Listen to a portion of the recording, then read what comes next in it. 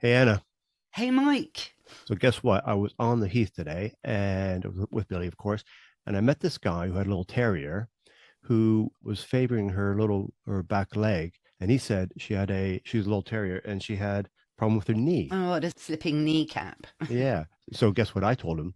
I said he should be given her collagen, specifically Pawbol collagen. And he said, "Oh well, his wife takes it, but he didn't know the dogs could take it as well." And he said, "Well, how does it work?" And then I went, I wish my mate Anna would be able to tell you. So I'm going to see him again this weekend. So remind me, Okay. what should I tell him? What is the physical benefit for joints and stuff like that for dogs with collagen? Well, the thing is about collagen, it's a structural protein. So it naturally will go to areas in the body that are stiff or sore or needing healing. So with kneecaps, lots of terriers get this. Where Mm. was the terrier doing like a step, step, skip, step, Yeah, step, yeah, skip, exactly. slipping kneecap? Prudence has got one actually, Mm. which I've managed. Can do complicated keyhole surgery, but for me, I'd rather work with nutrition and preventative measures. So I'd Mm. say to him, look, it's perfect for building all of those cells in the kneecap. They need a structural protein to help the cells stay strong and to reinvigorate some of those cells that have taken a battering, which is why the leg is going up, because the kneecap on a dog is very different to our sort of kneecap, but it's sliding out of place, causing this skipping movement, and then it slots back into place again. And it really can be fixed very easily. And I would say yes to giving the collagen. And of course, there's all the other benefits as well of collagen on the skin and the coat and the digestion. So it's a no-brainer. Well, it is. And even though I couldn't explain it to him, I could tell him to buy Pawbol by going to pawbol.co.uk and using the promo code A Dog's Life 10, ADOGSLIFE 10. So he got that much. And I told him obviously to subscribe and listen to the podcast. So we have a new listener, if nothing else. So shout out to Jesse and little Minnie. Hello, Jessie. Hello, Minnie. Woof, woof. Woof woof.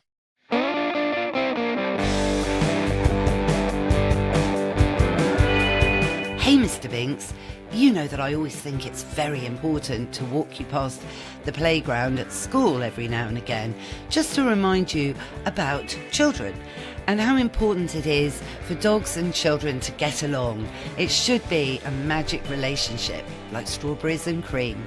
Anyway, that's why we're jumping on Zoom now to talk to Debbie Lucan about her new course that's called Kids Around Dogs. I'm Anna Webb. Welcome to A Dog's Life.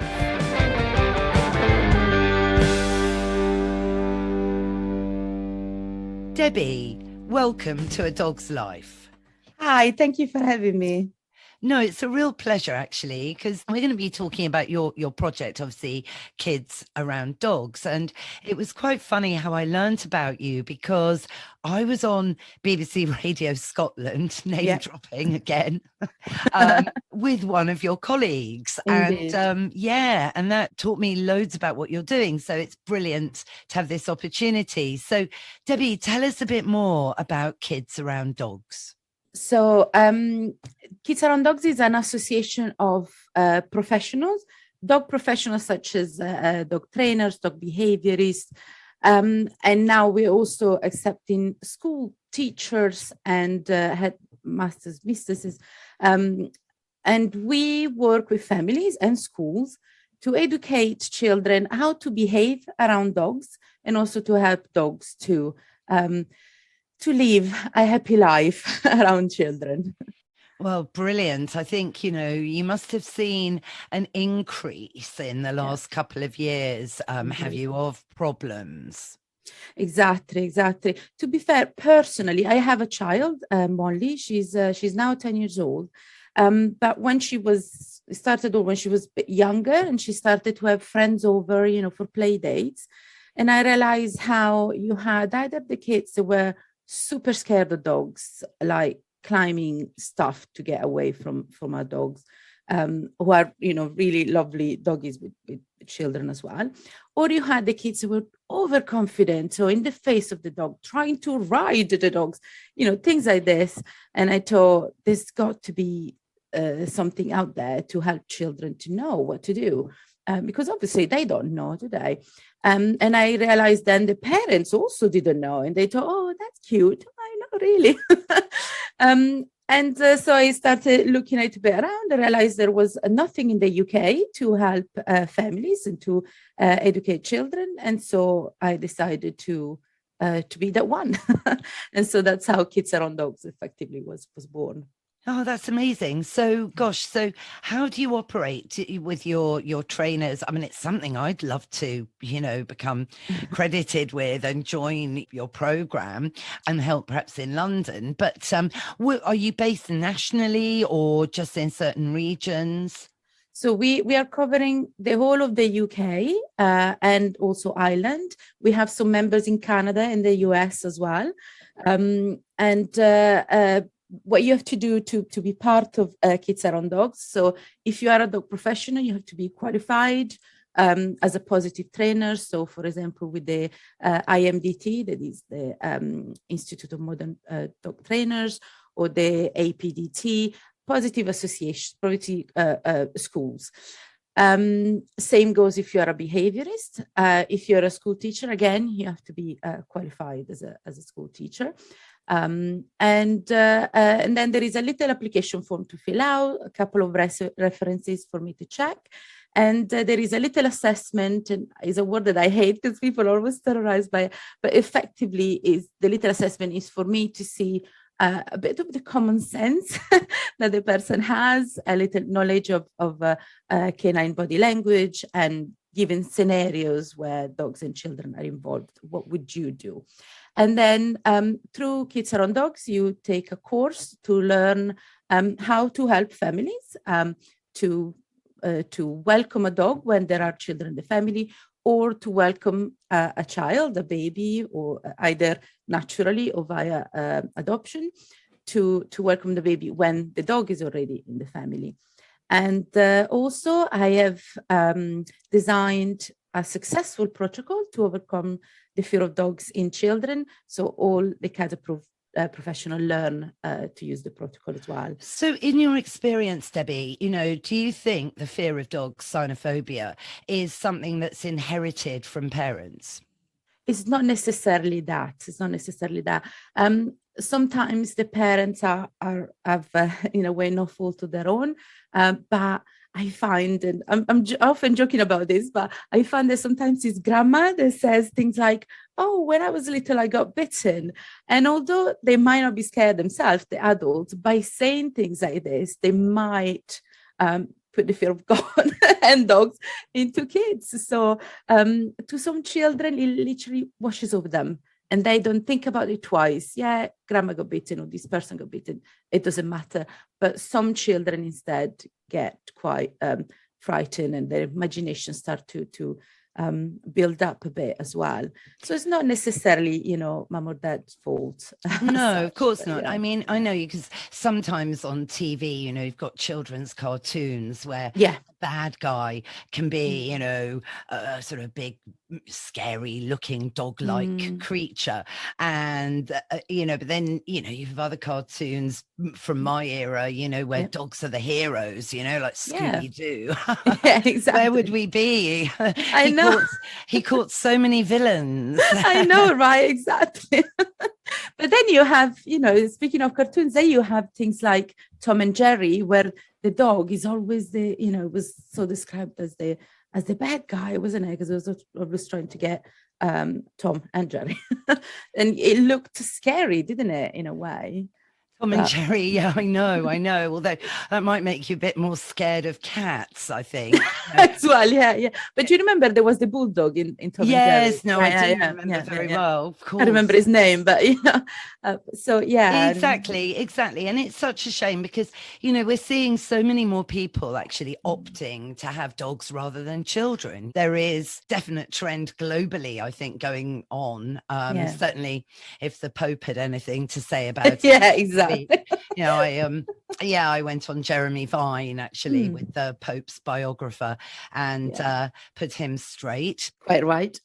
Quite right. Yeah. So, you know, we're living in this strange world where some people actually don't want children at all and they want Indeed. dogs. And of course, then you have complete vice versa going on. And there are so many more dogs everywhere. So it's not only in the home that children have to be prepared to meet dogs, but it's Exactly. out walking to your playground. You'll encounter people with dogs. So it's about really training all people who have a dog, I think, to make them understand that not everyone that you walk past or hang out with will like dogs. And to come from that perspective and educate your dog to interact with all humans, big or small, in a lovely manner, no jumping or excitement going on, then of course it makes it a lot easier to introduce the child to the dog, and of course vice versa, don't you think? So it's a holistic picture that everyone, even if I don't live with children, I haven't got any children, you know, but my dogs are trained to behave around children. That's brilliant. Yeah. But that's exactly what you want, really. If even if you don't have children, the world is full of them. So you want to make sure that your dog knows what to do when he encounters a child. And it is funny, they do act so differently. You know, dogs do know, just as they know they're meeting a young puppy, they know that they're meeting a young human. It's so interesting. But they are troubled, I think, dogs, or maybe interested, inquisitive, that's the word I'm looking for, about, you know, the sounds children make. I was training a little terrier puppy this week, actually, and walking behind us was a mum and her crying child, which you get, you know, it happens. But the puppy just wouldn't walk, just sat, kept looking at this child that was having a tantrum and couldn't understand what was going on. She's a very young puppy. It was the first child she'd seen, because my client doesn't have any children. So explain, you know, why that could pose problems between children and dogs. You know, there's a misunderstanding going on sometimes. Indeed. Well, children also, it depends on what stage of their life and their developments are. They will be very different. When they're just born, all they do is, you know, eat, cry, sleep, and, you know, poop. So they don't do much, but they smell so differently.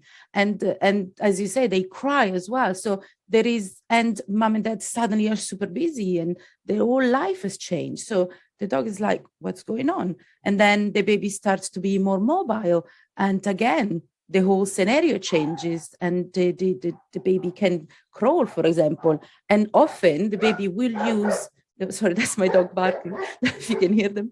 The baby might use the dogs to get up and move about when they start walking. And again, different noises, different movement, different environment, everything changes. And just as for us adults, and whatever is the child is ours or not, we can see that there is a difference. We might be worried of certain movement, that the child might fall over, that the child might hurt themselves or whatever. We are much more aware when we are around children. We're much different, I'd say.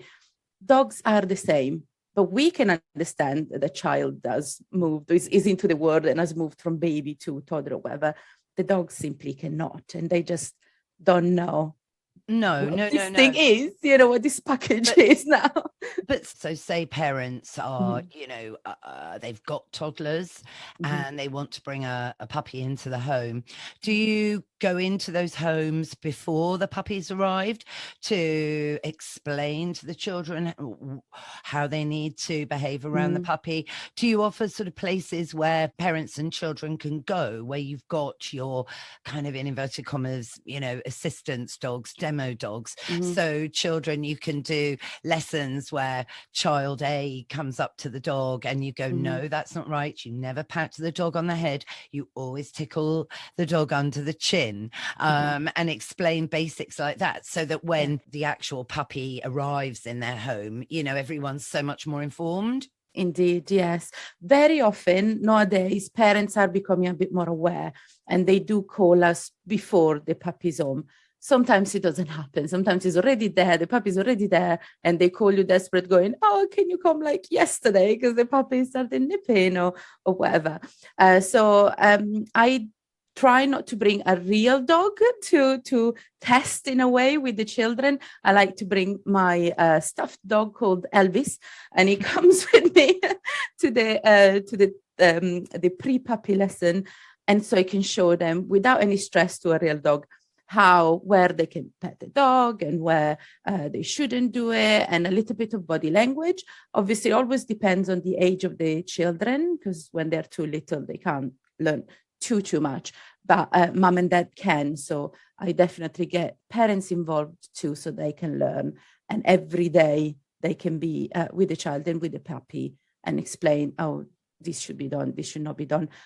But again, always remind, and I'll take advantage of your podcast to remind everyone as well, to always supervise children and dogs. Do not leave them alone, even for a second. Even if you just go, I'm going to put the kettle on, do not leave them alone. Take the dog with you, take the child with you, whichever, or both, but don't leave them alone, even for a second. Gosh, yes, no, it's such good advice. But then, you get situations where the dog and the child just go together. I mean, I consider myself extremely lucky. I grew up around dogs all in my life. And I remember when my sister was born and she came home from hospital, and our springers just interacted. There was nothing, the dogs were well socialized. They knew their boundaries. It was like strawberries and cream. All our family had dogs. In fact, I spent all my time around dogs wherever, never with the people. I found a lot more comfort, more understanding, more communication going on, to be honest, with dogs than I've ever actually I really felt with people, to be quite honest. So I get that. Yeah, exactly. So, it should be a very natural relationship. And that's why I always feel so sad when you read the headlines that happen, because none of it is, I think, ever the dog's fault. It's tragic, but lessons to be learnt, because I was always brought up that, dogs and children should be like strawberries and cream. Well, sour cream nowadays, actually. The thing is that, yes, in an ideal world, we have the Disney dog that comes and is perfectly fine with you the whole time, or with kids the whole time, sleeps on the bed, listen to the children's stories, and is perfectly all right when kids go a little bit bonkers. The reality of it is that most dogs would not be able to handle a child full time. So the dog will need a break. Even the best trained dogs need a break. They will have to have a place where they can go and take themselves and go, well, okay, now I can have a little nap just by myself. And being a mom, I completely relate. How many times have I hidden myself in the bathroom just to take a break? So I get that. And dogs are the same. So yes, there are definitely some dogs, and I'm not saying on breed here, but it goes on personality and history and whatever. They have more patience than others, no doubt.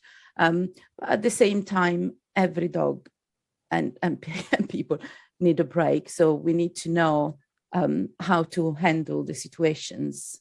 In an ideal world, you are right. They should always be best friends and, hanging out, and they can, but it has to be done properly, it has to be approached properly.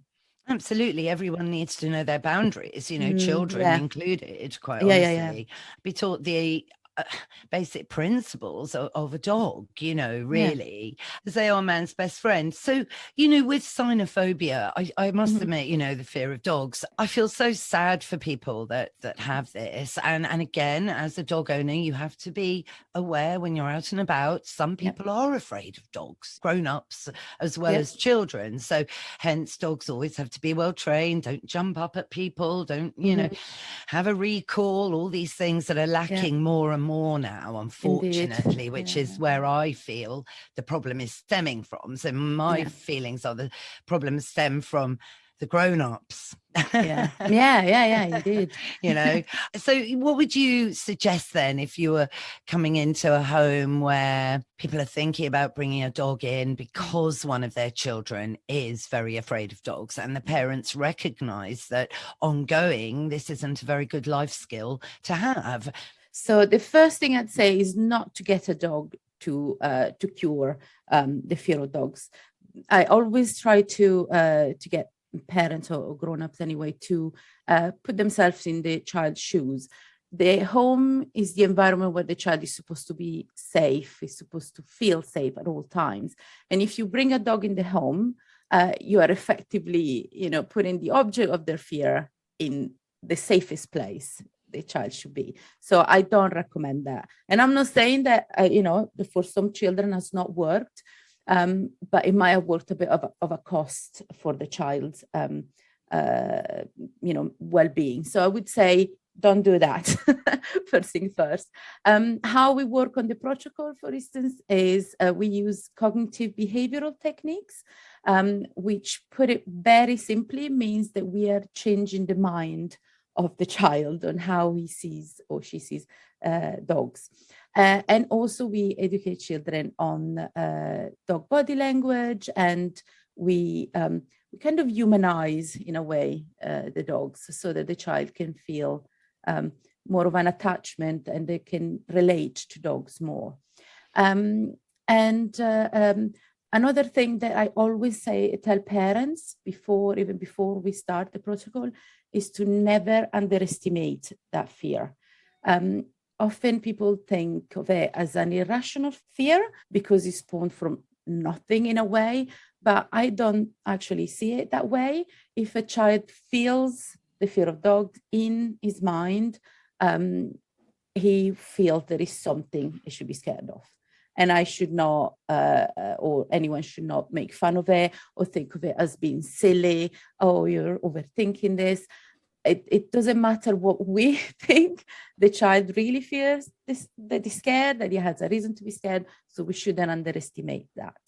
I always ask parents to ask a question like, oh, what do you think is going to happen when they're in front of a dog? What do you think is going to happen? What would you like it to happen?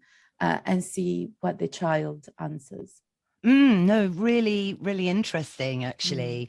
And that will relate, I'm sure, to, their peer group as well at the time. And again, something, as we said earlier, something triggered by an image they've seen somewhere and so on.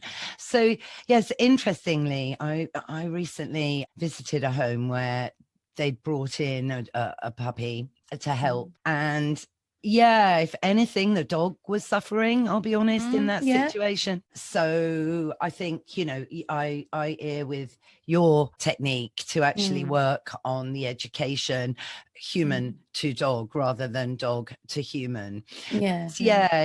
I mean, there's so much to be gained, and there's so much activity, for children and dogs to enjoy together. Oh my gosh, yes. All the great things that dogs offer us, the gateway to the outdoors. I mean, none of us are spending enough time outdoors and being active, and that's where dogs can really come in and help, with confidence. You look at dogs working with autistic children, for example, and you just see the huge change in the children, because they can trust the dog, because the dog doesn't judge. The dog doesn't have opinions already. The dog doesn't care, really. The dog just wants to be kind. And I think, when children learn that and then just benefit from the touch of a dog, because their blood pressure will go down automatically. So you must see, I hope you see quick changes in the children that you counsel, do you? Or sometimes have you not succeeded to change their opinions? So, touch wood, I'm touching my head right now. I've not succeeded. There has been a case where, let's say that the child is fine, it doesn't run away, but he still wouldn't welcome one in his home. But in all the other cases I worked with, and the Kids Around Dogs professionals I worked with successfully, we have seen a lot of people adopting dogs as well. So it's been brilliant.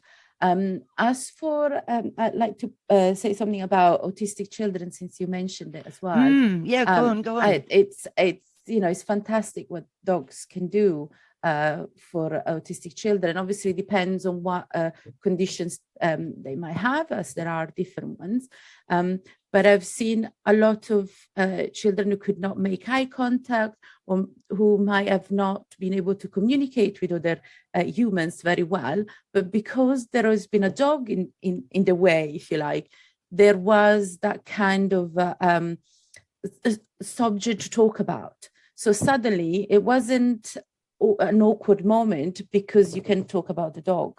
So you can ask questions like, oh, what's his name? Or what does he like to do? And because there was that beautiful things, if you like, to talk about, the child didn't feel that awkward in social environments. Which is brilliant, absolutely super. And then you've got these reading schemes now, Bark Yeah. and Read. Yeah.